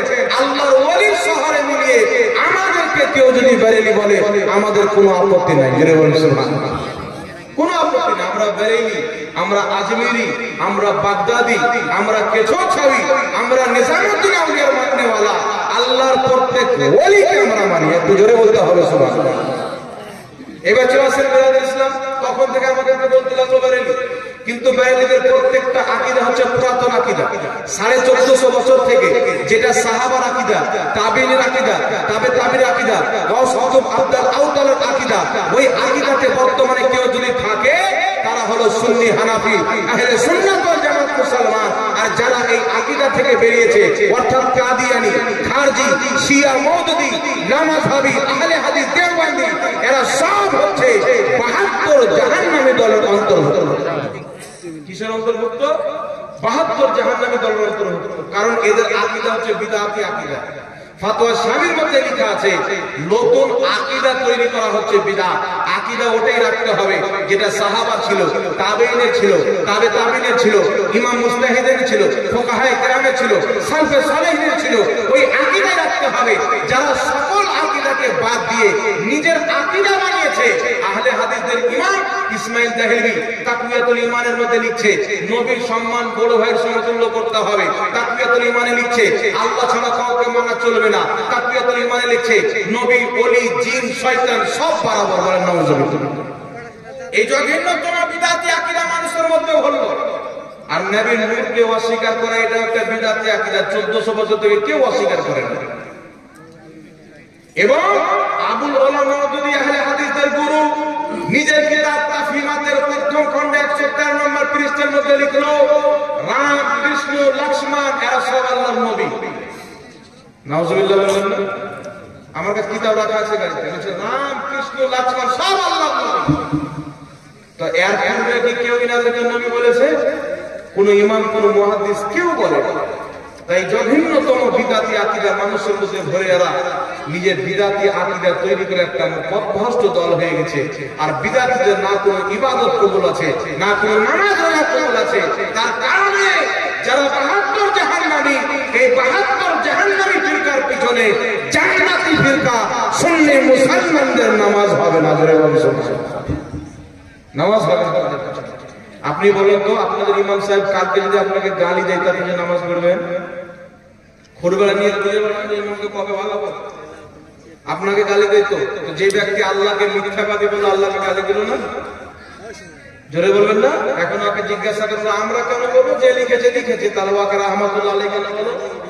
ওকে আল্লাহর ওলি কেন মানো? ওকে বিশাল বড় মুস্তাহিদ কেন মানো? ওকে বিশাল বড় ইমাম কেন মানো? তো যেই ব্যক্তি আল্লাহকে গালি দিয়েছে, যারা তাকে সমর্থন করবে তারাও আল্লাহর দুশমন। চোরকে সমর্থন করাও চুরি। আমরা আহলে সুন্নাত ওয়াল জামাত সব সহ্য করতে পারি, নবীর গুস্তাখি সহ্য করা যাবে না। জোরে বলেন সুবহানাল্লাহ। তাই যে লিখেছে নবীর সম্মান বড় ভাই মতো করতে হবে। নবী আমাদের মতন সিম্পল মানুষ ছিল, এদেরকে আমরা সমর্থন করি না। আমরা বেরেলির আহমদ রাজাকে সমর্থন করি, যে আলা হযরত বলেছে সারে আচ্ছা মে আচ্ছা समझिए जिसे है उस अच्छे से अच्छा हमारा नबी, सारे ऊंचों में ऊंचा समझिए जिसे है उस ऊंचे से ऊंचा हमारा नबी। জোরে বলুন সুবহানাল্লাহ। তাই বিরাদর ইসলাম, আপনাদের সম্মুখে আমি আরেকটি আকীদার ব্যাপারে আলোচনা করব। নবী পাক সাল্লাল্লাহু তাআলা আলাইহি ওয়া আলিহি ওয়াসাল্লাম আমাদের নবী ইলমে গায়ব জানতেন। কি বলেন? আল্লাহ জানাতে আমাদের নবী গায়ব জানতেন কি জানতেন না? আপনারা বলেন তো, আল্লাহ আমাদের নবীকে গায়ব জানিয়েছেন কি জানাননি? একটি কথা মনে রাখবেন, কোরআন যখন পড়বেন তো কোরআন পাকে পাবেন যে আল্লাহ ছাড়া কেউ গায়ব জানে না। নবী তুমি বলো যদি আমি গায়ব জানতাম, অনেক করলেন একত্রিত করে নিতাম। এমনকি যে আমি এটাও বললাম আমার কাছে আল্লাহর খাজানা আছে। তো একটি হচ্ছে নিজে থেকে গায়ব জানা, একটি হচ্ছে কাউরির জানাতে জানা। তো আল্লাহর জ্ঞান, আল্লাহর ইলম, আল্লাহর সব কিছু নিজস্ব, আল্লাহকে কাউরির দেওয়া জিনিস নেই। বুঝতে পারছেন কথা আমার? আল্লাহ যে জ্ঞান কেউ আল্লাহকে দিয়েছে কি? আল্লাহ কাউরির দেওয়ার মুহতাজ, আল্লাহ সব জিনিস নিজস্ব। তো যেখানে বলা হয়েছে আল্লাহ ছাড়া কেউ গায়ব জানে না, এর অর্থ হচ্ছে আল্লাহর নিজস্ব জ্ঞান। এই জ্ঞান আল্লাহ ছাড়া কেউ জানে না, নিজে থেকে যেটা জানা হয়। কিন্তু আমাদের নবী আল্লাহর জানাতে জানে। সুবহানাল্লাহ বলেন। আমাদের নবী আল্লাহর জানাতে ইলমে গায়ব জানে, যেটা আল্লাহ পাক কোরআন পাকে বলেছেন সূরা জিনের আয়াত নাম্বার 26 এবং 27 এর মধ্যে। আল্লাহ পাক বলেন আলিমুল গায়বি ফালা ইযহিরু আলা গায়বিহি আহাদা ইল্লা মান ইরতাদা মির রাসূল। আল্লাহ বলেন আমি গায়ব জাননে ওয়ালা, আমার গায়বের প্রতি কাউকে ক্ষমতাবান করি না, ইল্লা মান ইরতাদা মির রাসূল, কিন্তু যেই রাসূলের প্রতি আমি রাজি হয়ে যাই তাকে ইলমে গায়ব দান করে দিই। জোরে বলেন সুবহানাল্লাহ। কোরআন পাকে আরেক জায়গায় আল্লাহ পাক বলেছেন সূরা আলে ইমরান 179 নম্বর আয়াত। আল্লাহ পাক বলেন মা কানাল্লাহু লিইতলাকুম আলাল গায়বি ওয়ালাকিন্নাল্লাহা ইয়াসতাবি মির রাসূলিহি মাইয়াশা। আল্লাহ বলেন হে সর্বসাধারণ, তোমরা কি এটা মনে করো আল্লাহ যাকে তাকে ইলমে গায়ব দিয়ে দিবে? না, আমি আল্লাহ বেছে নিই নিজের রাসূলগণের মধ্যে যাকে চাই, আমি যে রাসূলকে চাই সেই রাসূলকে ইলমে গায়ব দান করি। জোরে বলেন সুবহানাল্লাহ। আরেকটা কথা শুনলেন, নবী শব্দ যে আছে, নবী, এই নবী হচ্ছে আরবি শব্দ। এই নবী শব্দের অর্থ দেওবন্দি মৌলভী মিসবাহুল লুগাতের মধ্যে লিখেছে, নবী শব্দের আবিধানিক অর্থ হলো আল্লাহর ইলহামে গায়বের খবরদাতা। জোরে বলুন সুবহানাল্লাহ। গায়ব বলনেওয়ালাকে নবী বলা হয়।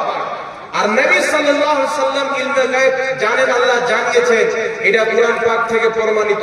আরেকটি দলিল নেন, পবিত্র কোরআন পাকে আল্লাহ বলেন ওয়া আল্লামাহু মিল্লাদুন্না ইলমা।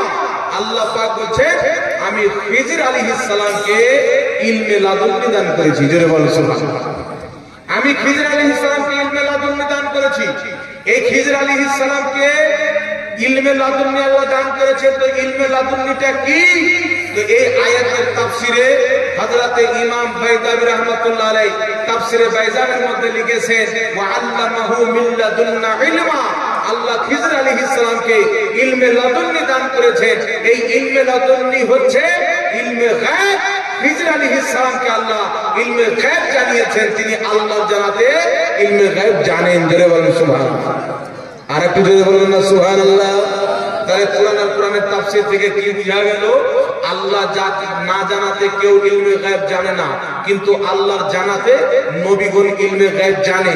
এটাকে যে অস্বীকার করবে ওই ব্যক্তির উপরে কুফরের ফতোয়া আমার আল্লাহ কোরআন পাকে দিয়েছেন।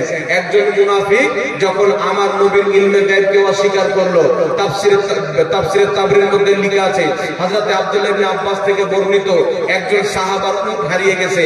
আমার নবী বলছেন উমুকের উট উমুক জঙ্গলে বাঁধা আছে। একজন মুনাফিক বাইরে গিয়ে বলছে কার উট কোথায় বাঁধা আছে, মুহাম্মদ কি করে বলতে পারে, মুহাম্মদ তো গায়ব জানে না। এই কথা যখন বলল আমার আল্লাহ আয়াত নাযিল করলো ওয়ালা ইন সাআলতাহুম লা ইয়াকুলুন্না ইন্নামা কুন্না নাখুদু ওয়া নালআবু কুল আবিল্লাহি ওয়া আয়াতিহি ওয়া রাসূলিহি কুনতুম তাস্তাহজিউন। আল্লাহ বলেন মাহবুব তুমি যদি ওই মুনাফিককে জিজ্ঞাসা করো সেই বলি আমি ঠাট্টা করতেছিলাম, মাজাক করতেছিলাম। আল্লাহ বলেন মাজাক করিও না, বাহানা করিও না। লা তা'তাযিরু কাদ কাফারতুম বাদা ঈমানিকুম। তুমি ঈমান নিয়ে আসার পরে আমার নবীর ইলমে গায়বকে অস্বীকার করার কারণে কাফির হয়ে গেছে। বলে সুবহানাল্লাহ। রাতে হলো না, তাহলে কি বোঝা গেল? আল্লাহর জানাতে আমার নবী ইলমে গায়ব জানেন, এটাকে যে অস্বীকার করবে ওই ব্যক্তি হচ্ছে কাফির। এটা আল্লাহর ফতোয়া, আমার ফতোয়া। কিন্তু আল্লাহর ফতোয়াতে আমাদেরকে ঈমান রাখতে হবে কি হবে না? জোরে বলতে হবে। আল্লাহর ফতোয়াকে মানতে হবে কি হবে না? তো আমাদের নবী ইলমে গায়ব জানতেন, কেন জানবেন না? কিয়ামত পর্যন্ত যা কিছু হবে আমাদের নবী বলেছেন কি বলেননি? তো এইগুলো গায়ব না? এখন আপনাকে বলবে আল্লাহ জানিয়ে দিল তো ইলমে গায়ব কোথায় থাকলো? আল্লাহ জানিয়ে দিল তো ইলমে গায়ব কোথায় থাকলো? তখন ওকে পাল্টা প্রশ্ন করবেন যে আল্লাহ গায়ব জানে কি জানে না? তো আহলে হাদিস বলবে আল্লাহ অবশ্যই ইলমে গায়ব জানে। আপনি বলবেন এমন কোন জিনিস আছে যেটা আল্লাহ দেখে না? কাল কি হবে আল্লাহ দেখে, পরশু কি হবে আল্লাহ দেখে, কিয়ামত পর্যন্ত কি হবে আল্লাহ দেখে, কিয়ামতের পরেও যদি আল্লাহ কিছু করে আল্লাহর হুকুম হবে আল্লাহ সব দেখে কি দেখে না? তো যেটা আল্লাহ দেখে দিল ওটা গায়ব থাকলো? শরীয়ত বলছে যেটা দেখে নেওয়া হয় সেটা গায়ব থাকে না। আল্লাহর জন্য কোনো জিনিস গায়ব নাই, কিন্তু আলেমুল গায়ব আল্লাহ নিজেকে কেন বললেন? যেটা আল্লাহর জন্য গায়ব নাই সব জিনিস আমাদের জন্য গায়ব। জান্নাত আমাদের জন্য গায়ব, আমাদের জন্য আল্লাহ আলেমুল গায়ব। জাহান্নাম আমাদের জন্য গায়ব, আমাদের জন্য আল্লাহ আলেমুল গায়ব। কিয়ামত পর্যন্ত কি হবে, কিয়ামতের পরে কি হবে, তারপর কি হবে, তারপর কি হবে, এই সমস্ত জিনিস আমার আপনার জন্য গায়ব। কিন্তু আমার আপনাকে আকীদা রাখতে হবে আল্লাহ আলেমুল গায়ব। জোরে বলুন সুবহানাল্লাহ। কিন্তু আল্লাহ সব কিছু দেখে কি দেখে না? তো দেখে নিল তো কি গায়ব থাকবে? আল্লাহর জন্য তো কোনো জিনিস গায়ব না, কিন্তু আল্লাহ আমাদের জন্য আলিমুল গায়ব। এইভাবে আমার নবীকে আল্লাহ জান্নাত দেখিয়েছেন, আমাদের জন্য জান্নাত গায়ব। আমাদেরকে আকীদা রাখতে হবে আমার নবী আল্লাহর জানাতে গায়ব জানে। জাহান্নামকে নাম পাককে দেখানো হয়েছে, আমাদের জন্য জাহান্নাম গায়ব। আমাদেরকে আকীদা রাখতে হবে আল্লাহর জানাতে নবী গায়ব জানে। কিয়ামত পর্যন্ত যা ঘটবে সব গায়ব কি গায়ব না? ইয়াজুজ মাজুজ আসবে, বের হবে, এটা গায়ব না? দাজ্জাল আসবে, এটা গায়ব না? ঈসা আলাইহিস সালাম নজুল হবে, এটা গায়ব আছে কি না? মেহেদী রাদিয়াল্লাহু তাআলা আনহু আসবে, এটা গায়ব না? কিয়ামত পর্যন্ত কি কি হবে যত নিশানি আমার নবী বলেছেন সব গায়ব। তো আল্লাহর জানার পরও সেটি আমাদের জন্য গায়ব। তো আমাদেরকে বিশ্বাস রাখতে হবে আল্লাহর জানাতে নবী গায়ব জানে। বলেন বিরাদর ইসলাম। যাই হোক, নিজের আকীদাকে শুদ্ধ করেন। আমাদের নবী লিখতে পড়তে জানতেন। কি জানতেন? আমাদের নবী লিখতে পড়তে, অক্ষরের জ্ঞান আমাদের নবী ছিল না? ছিল না? একটু জোরে বলতে হবে, ছিল না? ছিল না? আরেকটি কথা, আমাদের নবীর নূর না মাটি, আমাদের নবীর নূর প্রমাণ হলো কি হলো না, এটাই পুরাতন সকল আকীদা ছিল, এই আকীদা রাখে। এখন একজন মুরব্বি আমাকে বলছে, একটা লোক, যে হুজুর বাংলাদেশের বড় বড় মুরব্বি বলে নবী মাটির তৈরি, আপনি বলছেন নূরের তৈরি, তো এত বড় নবী বাদ দিয়ে আপনারা কেন শুনবো? তো আমি বললাম, তোমার ওই মুরব্বি বেশি বড় না ইমাম আবু হানিফা বেশি বড় আলিম, না ইমাম ইবনে আসকালানি বেশি বড় আলিম, না আব্দুল কাদের জিলানী রাহমাতুল্লাহ আলাইহি বেশি বড় আলিম? কে বেশি বড় আলিম? বলছি ইমামে আযম আবু হানিফা 5 লক্ষ হাদিস মুখস্থ জানতেন। সুবহানাল্লাহ বলবেন না? 5 লক্ষ হাদিস মুখস্থ জানতেন, আর নবী পাকের প্রত্যেকটা হাদিসের উপরে তার দৃষ্টি ছিল। জোরে বলুন সুবহানাল্লাহ। তাহলে এখন বাংলাদেশে এমন মুরব্বি নাই যে 5 লক্ষ হাদিস জানে না, এরকম মুরব্বি? আর পেটের লাভ যদি দুটো হাদিস বের হবে, দুটো হাদিস বের হবে না, এগুলো সব স্ট্যাটাস লাগিয়ে বড় বড় ডিএসএলআর ক্যামেরা, কত বড় মুরব্বি রে এগুলো, সব ওদের মুরব্বিরা প্রচার করে বানিয়েছে। একটাও জাহিল আমাদের সামনে বসে এবারে কি করতে পারবে? বাংলা বই পড়ে বসে। তাই যারা যজ্ঞবিত্ত হক্কানি আলিম, তাদের আকীদা হলো নবীর নূর। জোরে বলুন সুবহানাল্লাহ। বিশ্বাস রাখতে হবে, নবী লিখতে পড়তে জানতেন, নবীর আক্ষরিক জ্ঞান ছিল, নবী নূরের তৈরি, এটাই সহি আকীদা। নবী ইলমে গায়ব জানেন, এটাই সহি আকীদা। একটু জোরে বলতে হবে সুবহানাল্লাহ। এইবার চলে আসেন বিরাদর ইসলাম, একটু আলোচনা সামনে আমি আপনাদের সম্মুখে নামাজ সম্পর্কে রাখবো। আমল কি সম্পর্কে? আরো জোরে বলেন, কি সম্পর্কে? ঈমানের ব্যাপারে সর্বপ্রথম ফরজ কি? নামাজ। জোরে বলেন, ঈমানের পরে সর্বপ্রথম ফরজ কি? নামাজ। কেউ যদি নামাজকে ফরজ না মানে, ওই ব্যক্তি কাফির হয়ে যাবে। কেউ যদি নামাজকে হালকা মনে করে, শরীয়তে ওইও কাফির হয়ে যাবে। কিন্তু নামাজকে ফরজ মানে কিন্তু নামাজ পড়ে না, ও কাফির হবে না, কিন্তু কাফের মতো কাজ করবে। ও বিখ্যাত পাপী, জঘন্যতম পাপী ব্যক্তি। তাই আমাদেরকে নামাজ পড়তে হবে কি হবে না? এখন তো নামাজ নিয়ে কিরকম ঝামেলা চলে না? আজ থেকে 50 বছর তুমি সব নাভির নিচে হাত বাঁধতে। এ দেখেন আমার বয়স্ক বাপজিরা সব বসে আছে, জিজ্ঞাসা করে এখানে হাত বাঁধতে হবে না, এখানে কোনো ঝামেলা ছিল না, সব এখানে হাত বাঁধতে ছিল কি ছিল না? বলছে আপনাদের বাদ বানা যাবে না, কিন্তু এখন বিভিন্ন রকম ঝামেলা। কেউ বলছে এখানে বাঁধো, ফের কিছু মৌলবি দেখছি যে এখানে যদি বাঁধি তো সুন্নিরা দাওয়াত দিবে, ওয়াহাবিরা দিবে না, তো ফের মিডলে টেনে এখানে বাঁধছে। যে দুইটা লোক ঝামেলা মানে দাওয়াত হয়ে এরা মনে করতে আমাদেরই আছে, এরা মনে করতে আমাদেরই আছে। কিন্তু একটি কথা মনে রাখবেন, আমি আর আগেও চ্যালেঞ্জ করেছি, এখনো বলছি, সর্বপ্রথম হাত বাঁধা নিয়ে বুকের উপরে হাত বাঁধার কোন সহি হাদিস নাই।